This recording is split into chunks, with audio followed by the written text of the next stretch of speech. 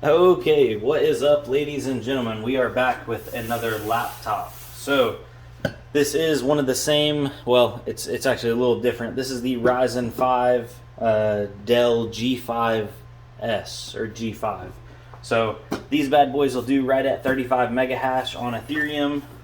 They have the RX 5600M in them.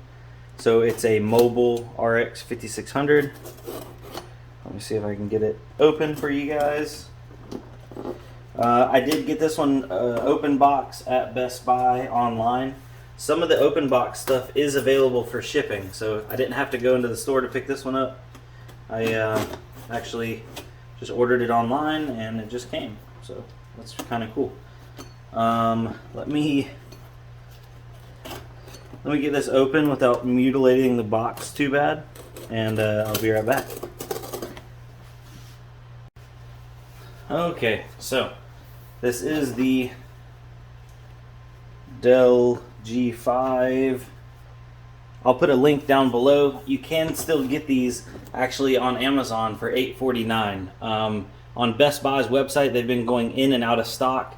So I've been watching the open box section of these, and they've been popping up for. I got this one for $720. It was like $721 after tax. It added like $30, so right at $750. And at 35 mega hash, as of yesterday, that was doing about $4 a day. Today, it's actually doing more along the lines of almost $5.50 or $6. That's because we have an increased profitability due to the amount of fees on the network. But I'd say these are right now. Yeah, just go off of 35 mega hash. If you're watching this way in the future, put that in on whattomine.com and see what it's actually making. But this one looks pretty good. This one's in better condition than one of the other ones I got. It was all scratched up. These have a huge power brick. It is a 240 watt power brick. They don't pull that much power. I don't have my kilowatt meter with me. Interesting. Well, I do know that the GPU pulls right at 80 watts, so that is a thing.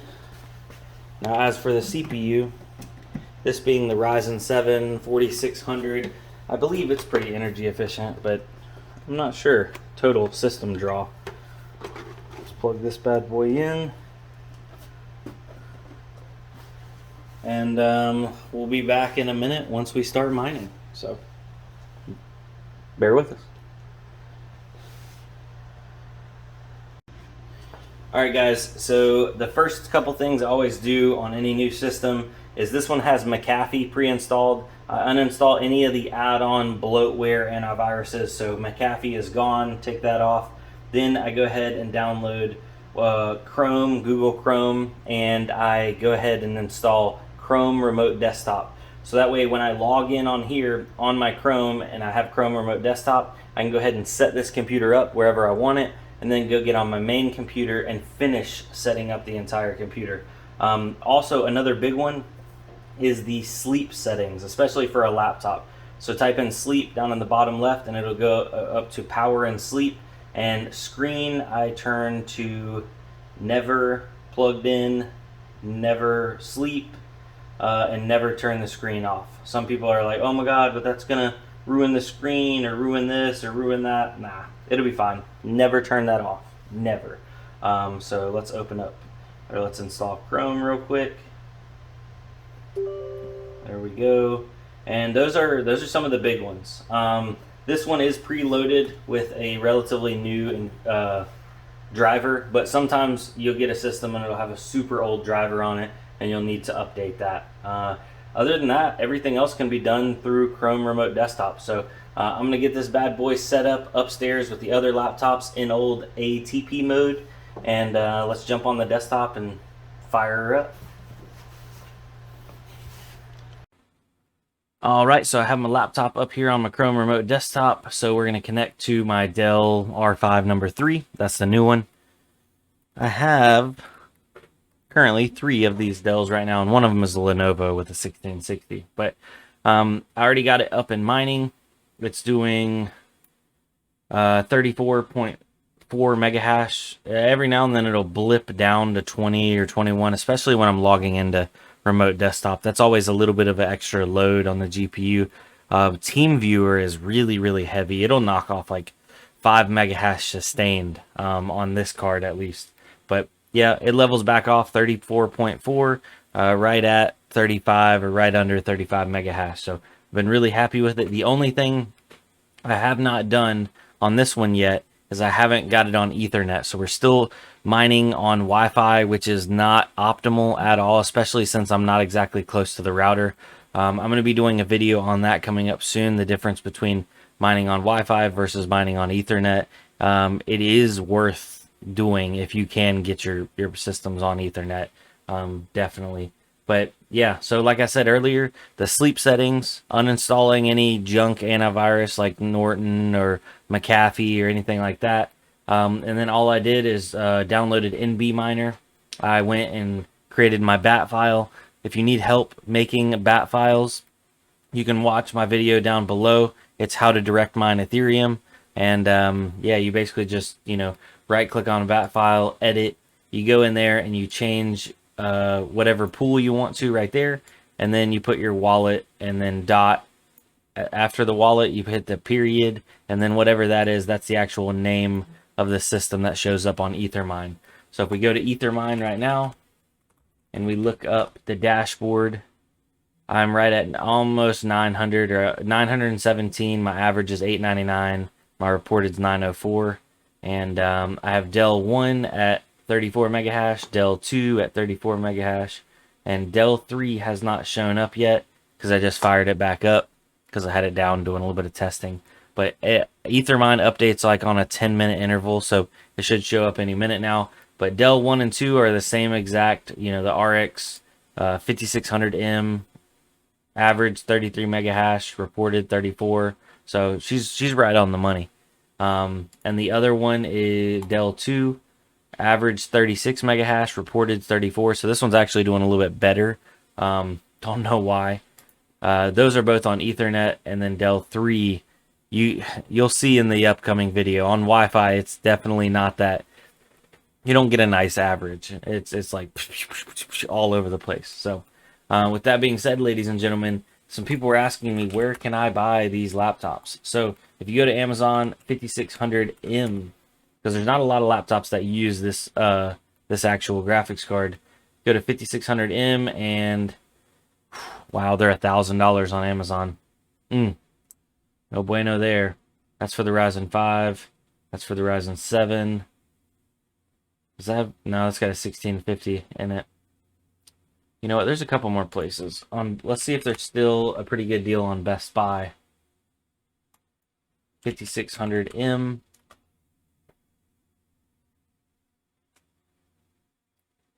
Okay, so you can still get them for $849, and then always check out and see if you can get any open box deals. I believe you can get them straight from Dell also. Dell 5600M. Oh yeah, here we go. See, I was looking at this the other day. So directly from Dell, $849. You can they're on sale, $80 off, and apparently they are low stock. But yeah, these have the AMD Radeon RX 5600M 6GB GPU. So yeah, I'm not mining on the CPUs on these currently, just because they do run a little bit warm. If we pull up, do I have hardware info on this one? I don't have hardware info on this one. Let me go to one of my other ones. Here's the other Dell, and I'll show you what kind of temperatures we're running. All right. So HW info, yes, run. Some people are like, "Oh my God, it's gonna burn up. It's way too hot." It'd be all right. It's a laptop. It's used to being hot. So if we go down here, the CPU is currently doing basically nothing, and it's sitting at 69 to 70 degrees Celsius, mainly because it shares the cooler with the GPU. So since that cooler's heated up, it is keeping that CPU warm. On the internal controller, it says the GPU is at 76 degrees Celsius. If we go down to the actual GPU right here, it's 77 degrees Celsius, and then the memory is at 104. So the memory, 106 right there. The memory is the limiting factor due to why these things are only getting 34 mega hash. Somebody has worked on a BIOS flash. I don't know if I'm going to be flashing mine or not, because apparently if it doesn't work, you end up with a brick.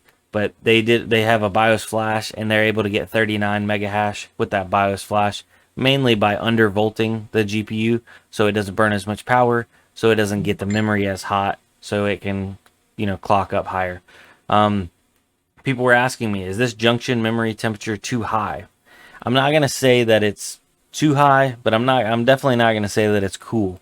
So if you guys do want to avoid these, I guess I can be a long-term test dummy on multiple of these RX 5600Ms running at a sustained high memory junction temperature. So I guess I'll keep you guys updated. I have 3 of them right now. I'll probably be grabbing a couple more, and they're all running at that 104 to 106 degrees Celsius on the memory. So cross your fingers, and we're gonna see how long these bad boys will last. And I think you guys will be surprised. This stuff is a lot tougher than we give it credit for. I was also looking at doing some possible additional cooling. So these look like they pull air in from the bottom and extract it out of the top. So I was thinking about maybe getting my buddy to 3D print me some brackets to like hold or clip on, and then I can like mount some fans directly to the outside. Some people said they were pulling the whole back cover off, and that was making them run cooler. So I don't know. We'll play around with it. But until then, ladies and gentlemen, I did want to go over what these things are making. So we'll go to whattomine.com. We'll grab Ethereum because that's the most profitable at the moment, and we'll punch in 34.4 mega hash because that's my average. So on a day, they're making $4.08 before power. I have not put one of these on the power meter yet, but it says the GPU is limited to 80 watts. But we're running an entire system off of that, and on average, it said these things are pulling about 120 to 130 watts. So we'll go with the high side, and we'll put in 130 watts, calculate, and our power cost at 10 cents per kilowatt ends up being 31 cents a day. So we're profiting $3.77 a day. And for all the ROI guys out there, because I know there's a ton of them. So $8.49, this is pre-tax, divided by $3.77. You're looking at a 220-day or 25-day return on investment. It could be more, it could be less. That's the gamble that we take. So with that being said, ladies and gentlemen, it's a hard recommendation because there's a lot better things to buy than mine on. If you can basically get any graphics card under MSRP, it's a better option. But if you can't find graphics cards, or you don't have motherboards, or you don't have open slots, a couple laptops never hurt nobody. Know what I'm saying? They're easy to set up. You can put them anywhere. You just plug them in. You know what I'm saying. All right, guys. I will see you on the next one. Put your thoughts and comments down below. Let me know. Do you have any laptops that are mining? Would you mine on laptops? Am I crazy? No. Yes. All right. Jellyfish out. Peace.